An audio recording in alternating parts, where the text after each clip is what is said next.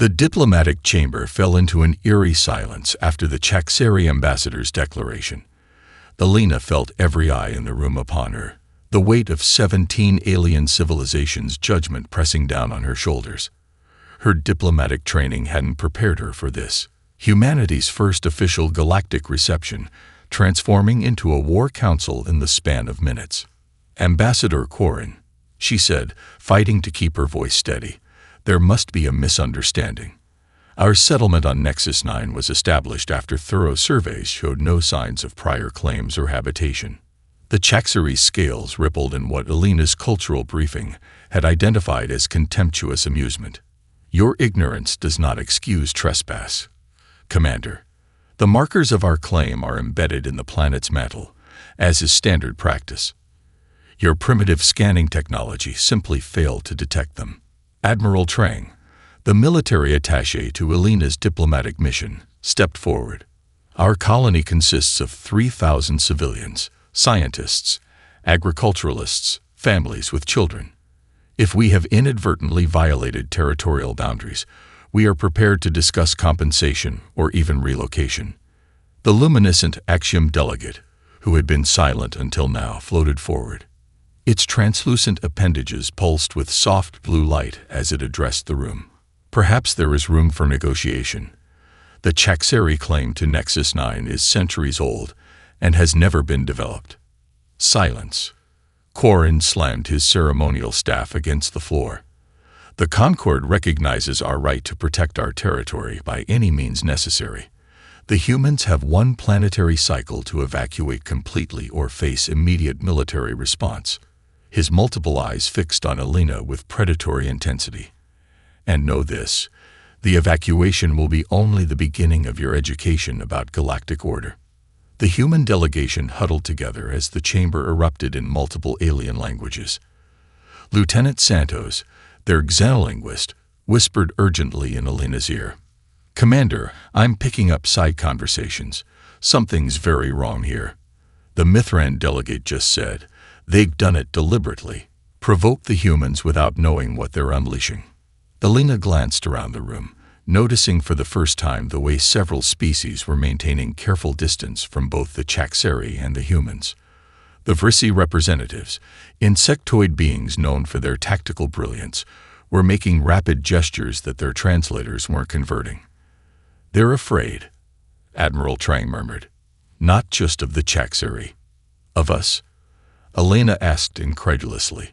"We've barely achieved reliable interstellar travel." The Axiom delegate drifted closer to the human group, its voice pitched so low that only Alina could hear the translator. "Commander Rice, you must return to your homeworld immediately. Prepare your people. What comes next has been feared for 50 millennia." Before Alina could respond, the chamber's massive doors slid open. A Chaxeri military unit entered in perfect formation, plasma weapons at ready stance. Ambassador Quarren raised his clawed hand. "The diplomatic party from Earth will be escorted back to their vessel. You have 12 hours to depart Concord space." As they were marched from the chamber, Alina caught one last whispered exchange between two Axiom delegates. "It begins again. The dormant giants awaken. May the void help the Chaxeri. They truly don't understand what they've done." Aboard the Harmony *, Alina ordered immediate departure. As the ship broke orbit, the sensor officer called out in alarm. "Commander, multiple Chaxeri warships decloaking at system edge. They're transmitting system-wide. This isn't just about Nexus 9. They're declaring war on all human settlements." Alina stared at the tactical display, watching as dozens of enemy ships appeared. The revelation hit her like a physical blow. The Chaxeri had prepared this in advance. Nexus 9 wasn't a misunderstanding. It was a pretext. "Set course for Earth, maximum speed," she ordered. "We need to warn the Security Council. And contact Nexus 9. Tell them to begin emergency evacuation procedures." As the Harmony accelerated to FTL, Alina couldn't shake the Axiom's cryptic warning from her mind. What had it meant about dormant giants? And why did the most advanced species in the galaxy seem more afraid of humanity than of the Chak'Sari war machine, now pursuing them across the stars? Dr. Amir Hassan rubbed his bloodshot eyes as the holographic display flickered with another translated Concord transmission. 3 days without proper sleep had left him exhausted, but the cryptic messages flowing through the captured Chak'Sari communication relay demanded his full attention. Fragments about genetic reawakening, and the sleepers appeared with alarming frequency.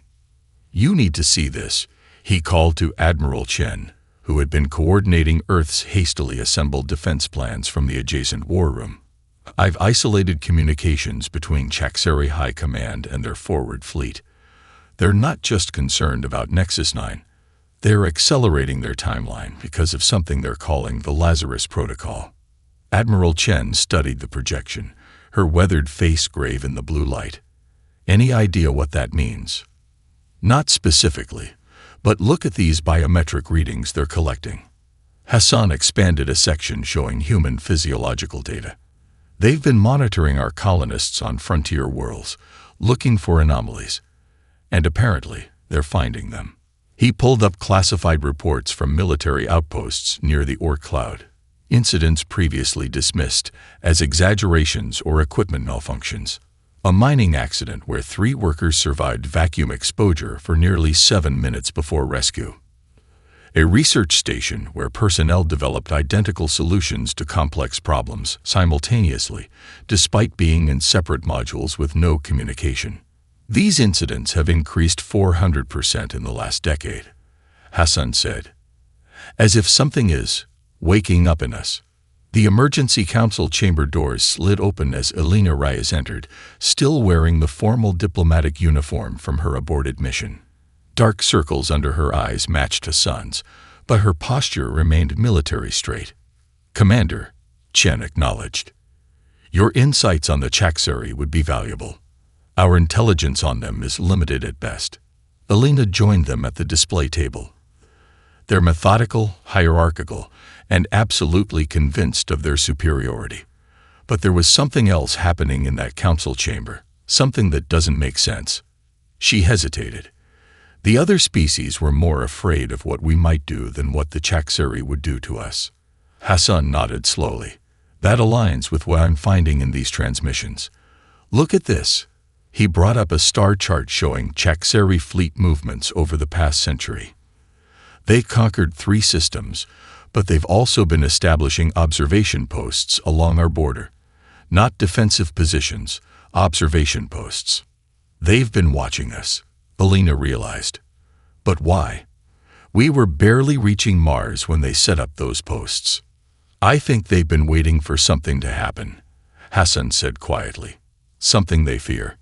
An aide rushed in, handing Admiral Chen a secure tablet. Her expression darkened as she read. "The Chak'Sari have accelerated their approach. New estimates put their main fleet at our outer colonies in 2 months, not 3. Elena studied the tactical projections, the thousands of Chak'Sari warships against Earth's modest defense fleet. The outcome was brutally clear. "We need more time," she said, "and we need to understand what they know about us that we don't." Hassan brought up one final translation, a fragment from what appeared to be a Chak'Sari historical document. "The Terran anomaly represents the greatest potential threat to galactic stability since the precursor collapse. Continued dormancy must be maintained at all costs." "The Axiom archives," Elena said suddenly. Their delegate mentioned records dating back 50 millennia. If humanity had some forgotten history with the galactic community, that's where we'd find it. A covert mission behind enemy lines. Admiral Chen frowned. "The diplomatic channels are closed, Commander. It would be a one-way trip." Elena's gaze never left the projection of the approaching Chak'Sari fleet. "Not if we find what we're looking for. Dr. Hassan, I want you to brief my team on everything you've discovered. Admiral, I need our fastest stealth vessel and a crew of volunteers. What exactly are you looking for in these archives?" Chen asked. Elena turned to face them both, her expression resolute. "The truth about humanity's past, and possibly the key to our survival." In his lab that night, Hassan discovered the first physical evidence supporting his theories. Subtle changes in brainwave patterns appearing in medical scans across human space. Whatever was happening to their species had already begun, and the Chakseri were racing to stop it before it completed. Alina's fingertips tingled as they passed over the ancient control panel. The Axiom Archives entrance had recognized her DNA signature instantly, security barriers dissolving like mist before her team. Lieutenant Park exchanged a worried glance with Specialist Rodriguez. "This was too easy. It's almost like it was waiting for us," whispered Lyrics, the young Axiom researcher who had risked everything to guide them here. His luminescent tentacles flickered nervously. These systems should have required high-level authorization. The massive circular door before them spiraled open, revealing a vast chamber with crystalline data structures stretching from floor to ceiling. As they entered, holographic projections sprang to life around them. Scenes from Earth's distant past, but not the history Alina had studied. Humans commanding starships, humans manipulating matter with thought alone, humans regenerating catastrophic injuries within minutes, humans communicating instantaneously across vast distances without technology.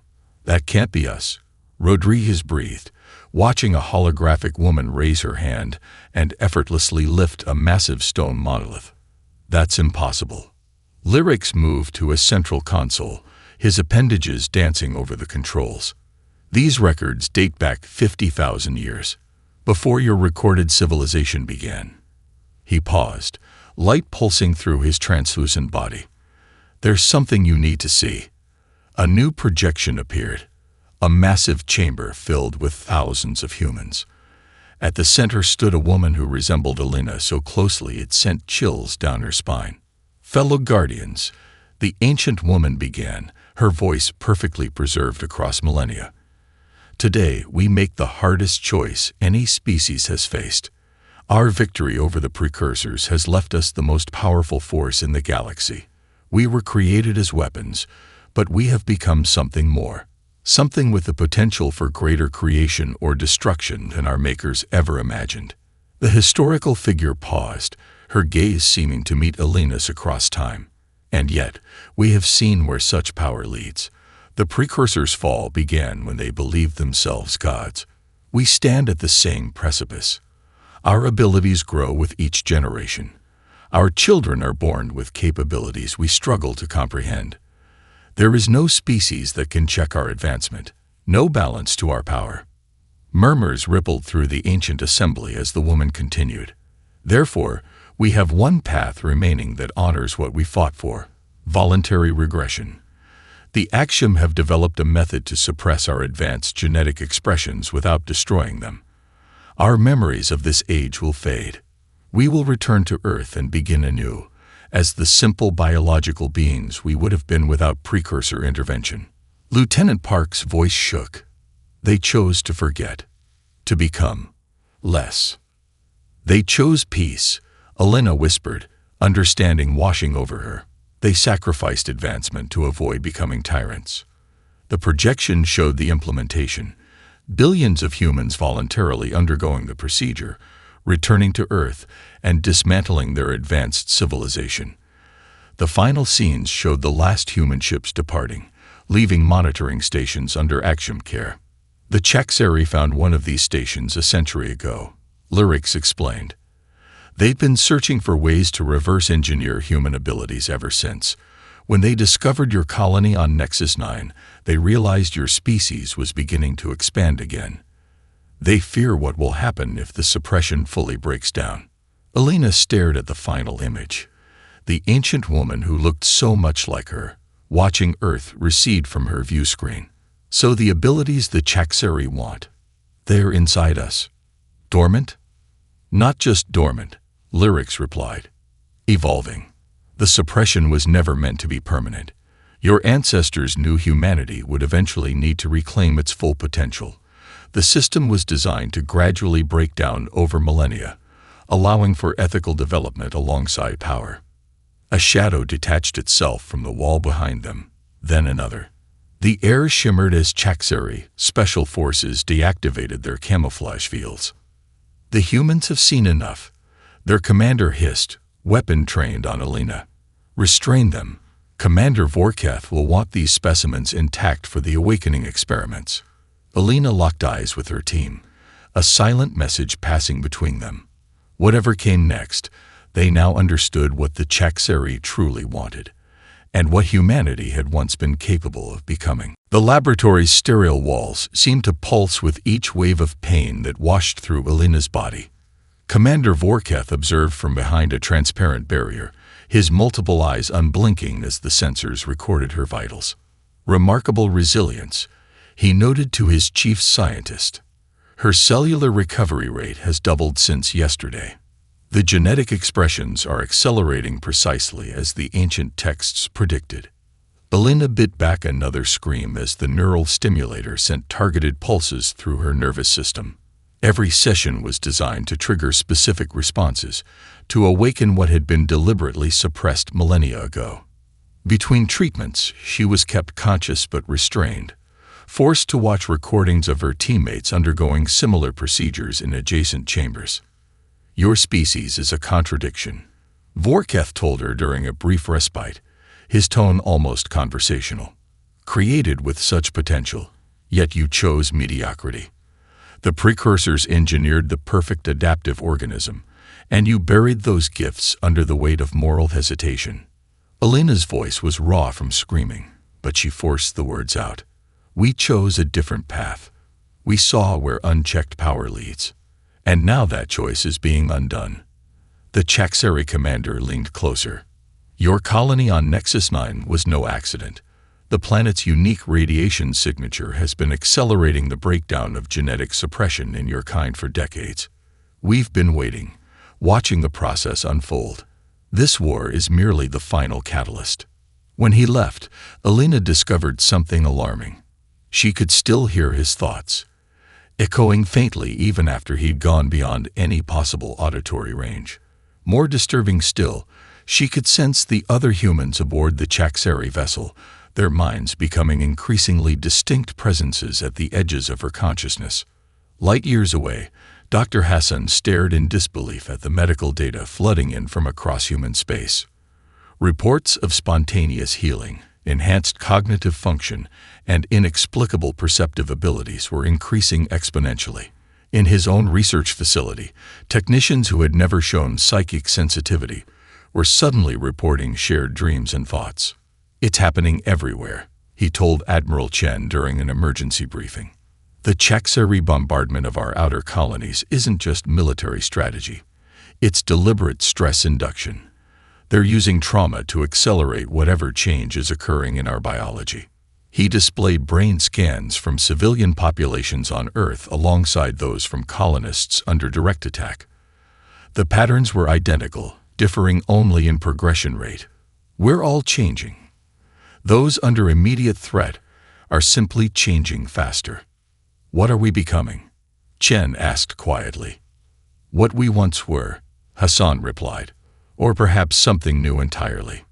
In her cell aboard the Chakseri vessel, Alina felt a profound shift in her awareness. The barrier between her mind and those of her fellow captives was dissolving. Lieutenant Park's determination, Rodriguez's fear, and the other's suffering blended with her own consciousness until individual identity became merely one facet of a larger whole. When Vorketh entered her chamber the next day, he found her standing free of her restraints, eyes reflecting an awareness that sent an instinctive shiver of fear through his ancient predator's brain. How did you break the molecular bonds? He demanded, signaling guards to surround her. I didn't break them, Alina replied, her voice overlaid with harmonic tones that hadn't been present before. I asked them to release me, and they complied. For the first time, she saw uncertainty in the Chakseri commander's posture. His hand moved toward his weapon, but froze halfway.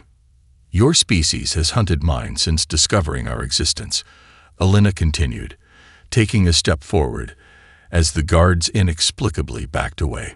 You wanted weapons. You're about to discover that weapons, once awakened, choose their own targets. Vorketh's communicator chimed an emergency alert. Throughout the ship, human prisoners were breaking containment simultaneously. Not fighting. Simply walking free, security systems deactivating in their presence.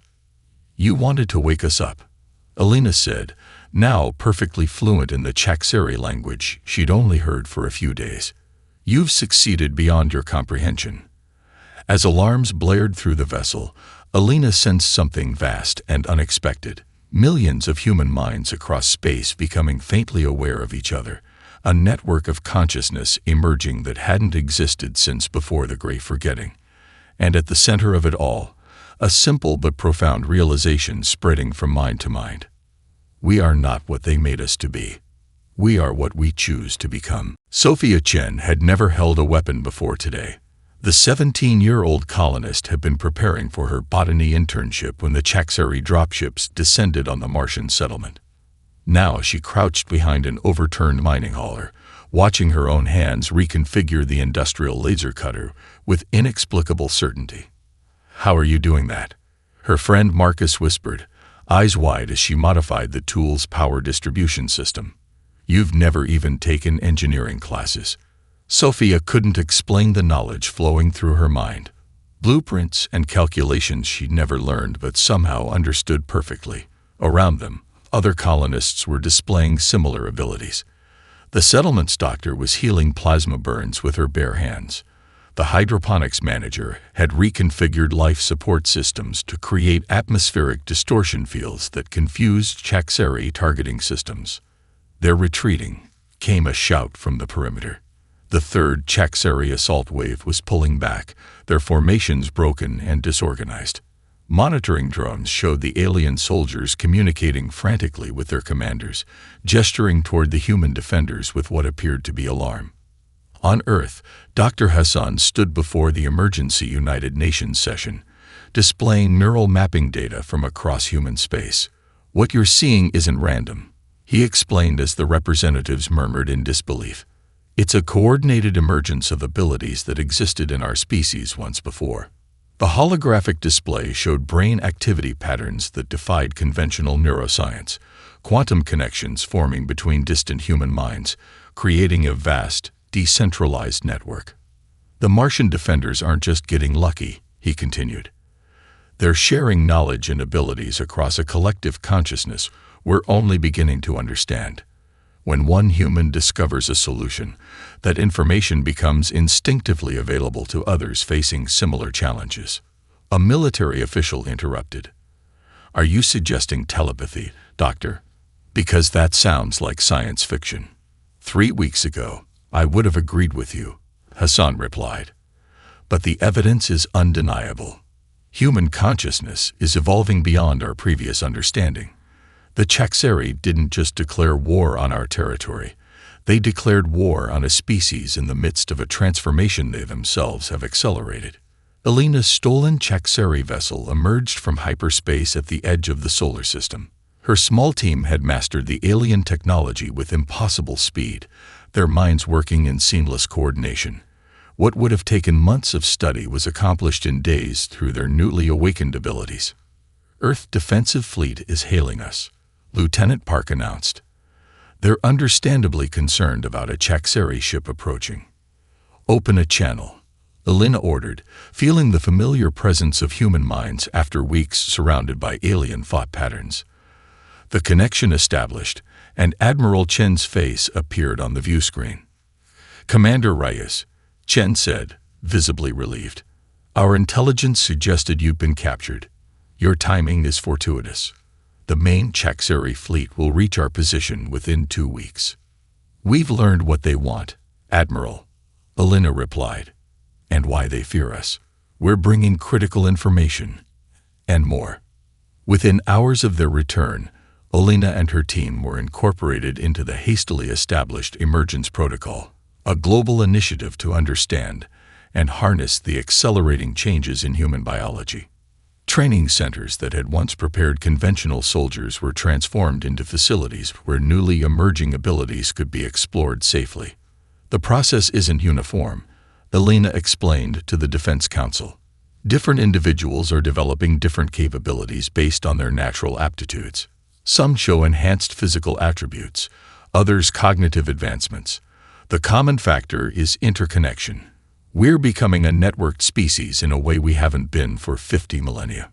Hassan's research team had determined that the genetic suppression designed by humanity's ancestors was breaking down precisely as intended, a gradual awakening meant to occur only when the species had achieved sufficient ethical development to handle its own potential.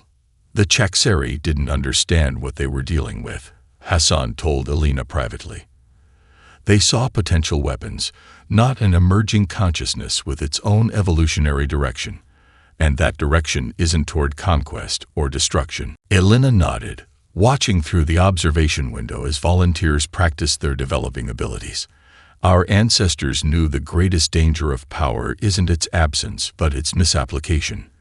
They built in safeguards. The abilities emerging most strongly are those that connect and protect, not those that dominate. Will it be enough against the Chakseri fleet? Hassan asked. Alina's expression remained determined. It will have to be. Because we're not just fighting for survival now.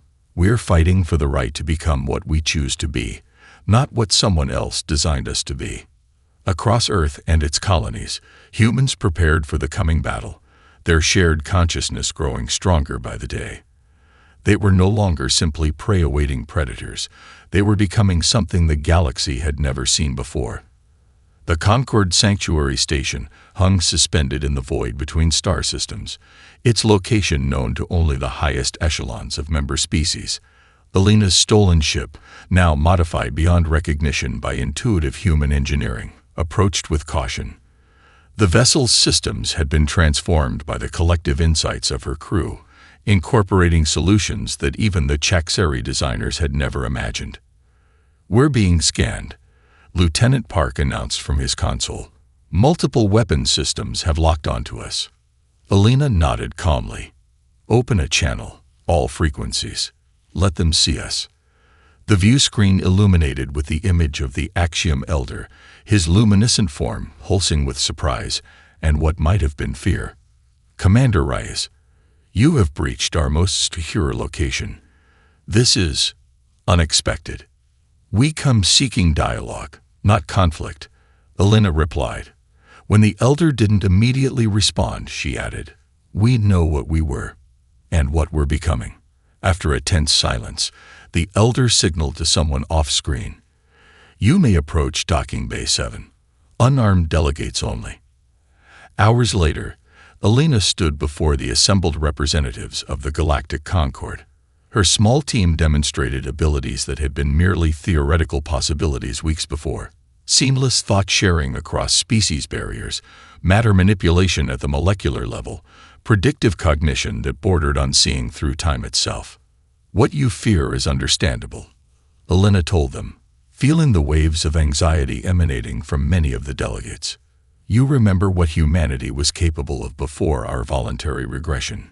You worry that power, once reclaimed, will corrupt as it has throughout galactic history."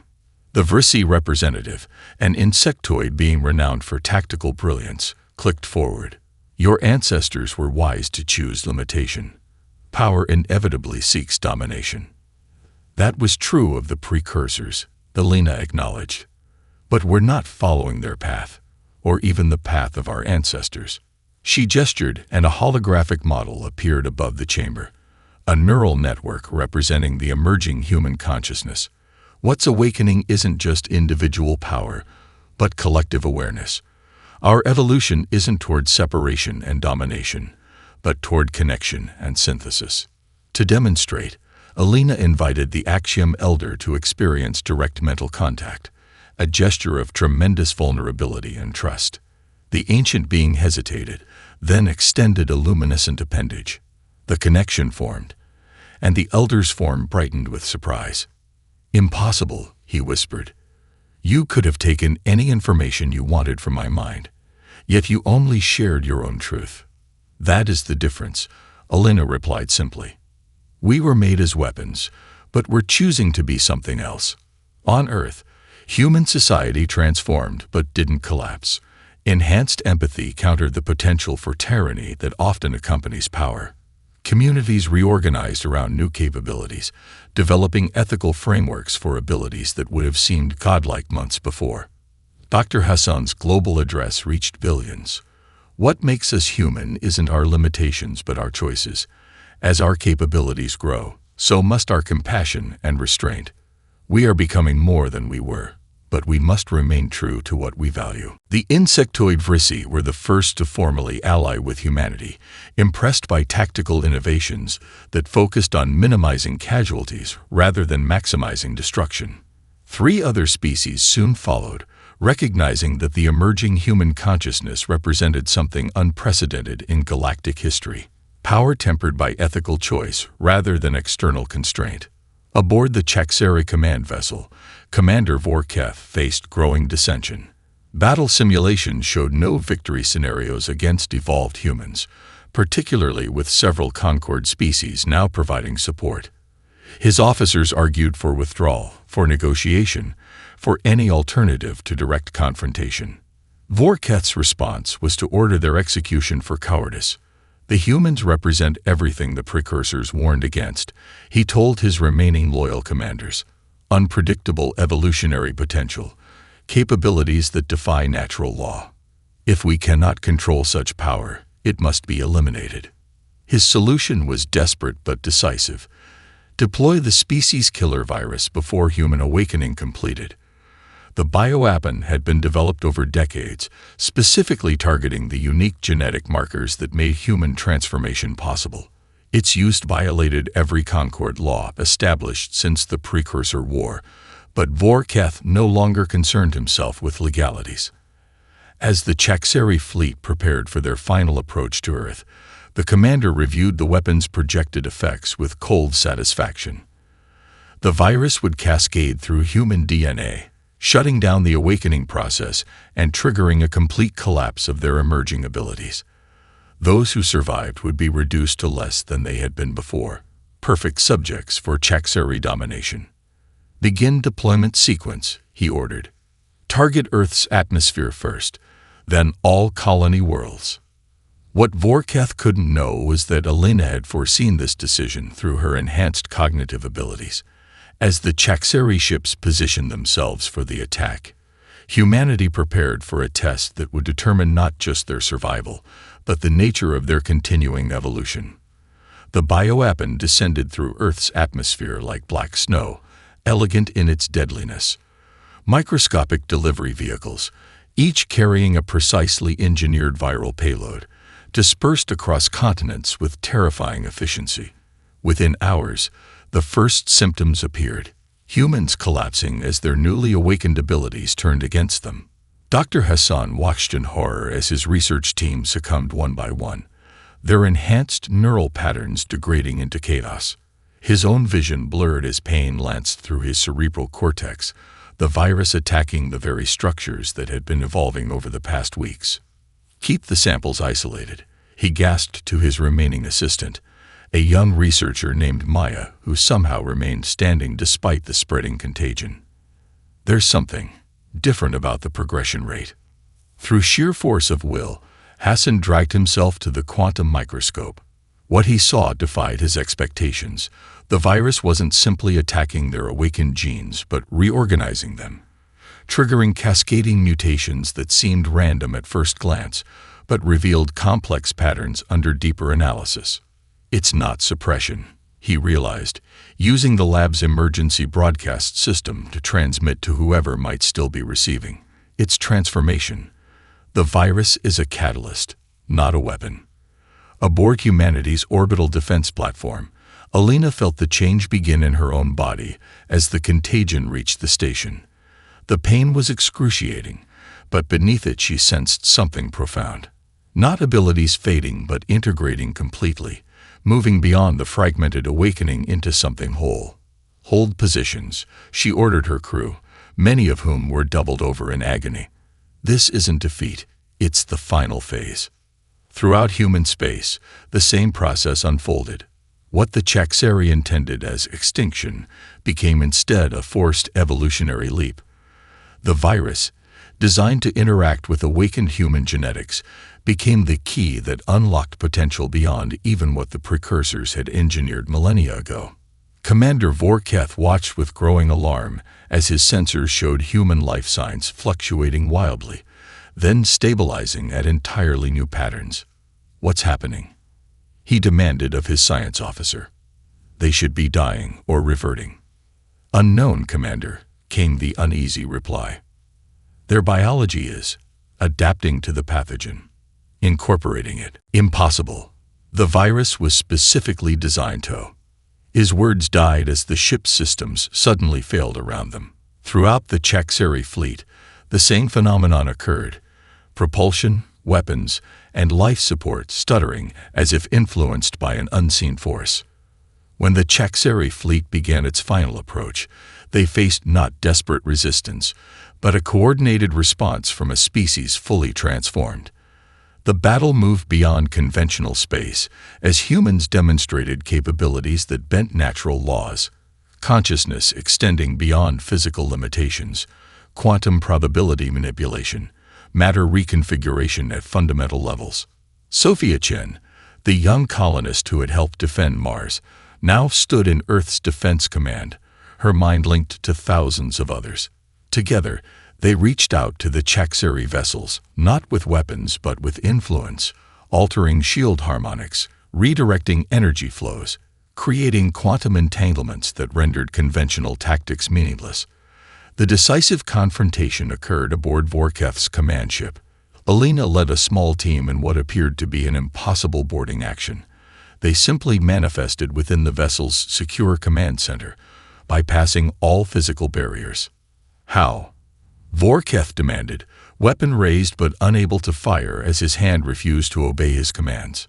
"Your virus gave us the final key," Alina explained, her voice carrying harmonics that affected the Chakseri on levels beyond hearing. "You sought to destroy what you didn't understand, but instead completed what our ancestors began 50,000 years ago." She approached the commander who had tortured her, who had sought humanity's extinction. Any expected retribution never came. Instead, she extended her hand and shared through direct mental contact the choice humanity had made: to use power as guardians rather than conquerors, to protect rather than dominate. The multiple eyes of the Chakseri widened in disbelief at both her capability and her restraint. "This is not how power behaves," he whispered. "Then perhaps," she responded, "it's time for a new definition of power." Throughout the fleet, other humans were making similar connections with Chakseri officers, sharing the truth that had emerged through their transformation: that the greatest strength wasn't the ability to destroy, but the wisdom to choose not to. Dr. Hassan, recovered from his ordeal, studied the new human genome with wonder. The virus was the final component in a system designed millennia ago, he explained to the Global Recovery Council. Our ancestors knew that someday we would need to reclaim our full potential, but they ensured it would happen only when we had developed the ethical framework to handle it responsibly. What the Chakseri never understood was that the suppression of human abilities had never been just about limiting power. It had been about ensuring that when that power returned, it would be guided by wisdom earned through thousands of years of struggle, compassion, and hard-won insight into the true costs of conflict. The battle that should have been humanity's extinction instead became the moment when they transcended the limitations of their creation, becoming not what the precursors had designed, but what humanity itself had chosen to be. The Chakseri surrender terms stunned every species in the Galactic Concord. Helena stood before the assembly, her presence radiating a calm certainty that touched the minds of even the most skeptical delegates.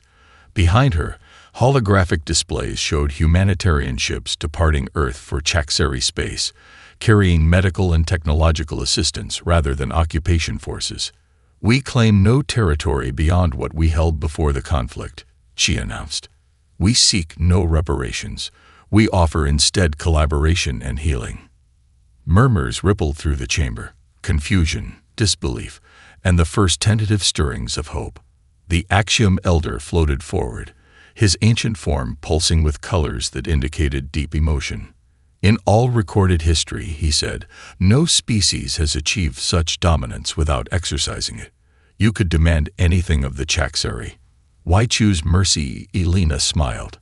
Because mercy is strength, not weakness. Because domination perpetuates cycles that have plagued this galaxy since before the precursors.